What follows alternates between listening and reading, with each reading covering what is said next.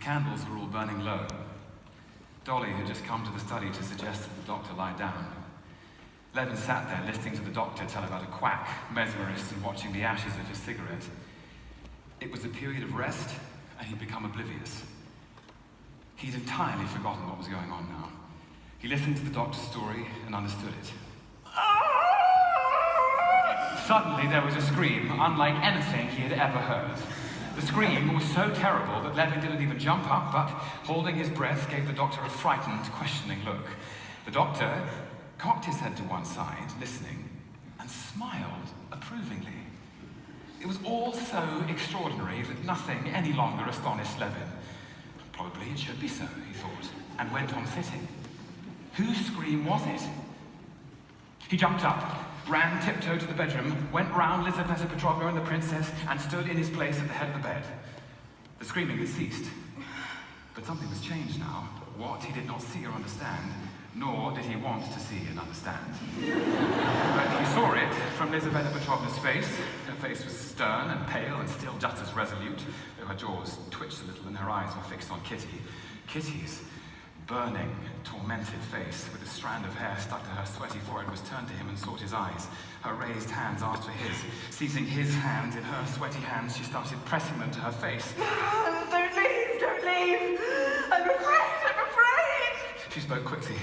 Mama, take my earrings, don't bother me! You're not afraid? Oh, God, soon! Lizaveta Petrovna, soon! She spoke quickly and tried to smile, but suddenly her face became distorted and she pushed him away from her. No, it's terrible! I'll die! Go! She cried, and again came that scream that was unlike anything in the world. Levin clutched his head and ran out of the room.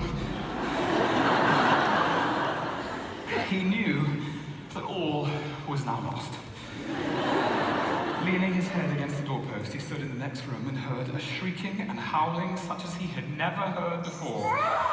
And he knew that these cries were coming from what once had been Kitty. He had long ceased wishing for the child. He now hated this child. He did not even wish for her to live now. He only wished for an end to this terrible suffering. Doctor, what is it? What is it, my God? He said, seizing the doctor by the arm as he came in. It's nearly over. And the doctor's face was so serious as he said it that Levin understood this nearly over to mean she was dying. Forgetting himself, he ran into the bedroom. The first thing he saw was Lizaveta Petrovna's face. It was still more stern and frowning. Kitty's face was not there.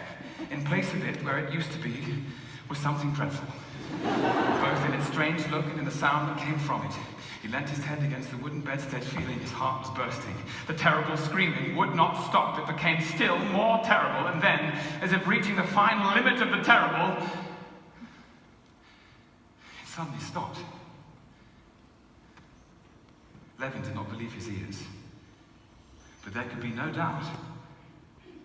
The screaming stopped, and there was a quiet stirring, a rustle and quick breathing, and her faltering, alive, gentle, and happy voice softly said, It's over. He raised his head. Her arm was resting strengthlessly on the blanket. Remarkably beautiful and quiet, she silently looked at him and tried, but was unable, to smile.